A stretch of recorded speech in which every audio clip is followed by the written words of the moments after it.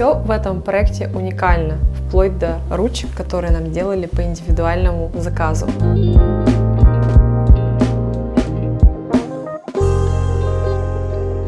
В центре гардеробной расположен остров.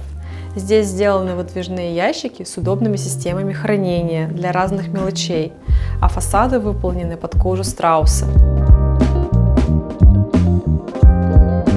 Системы хранения сделаны комбинированной глубины для того, чтобы можно было хранить не только вещи, но и удобно размещать сумки и обувь.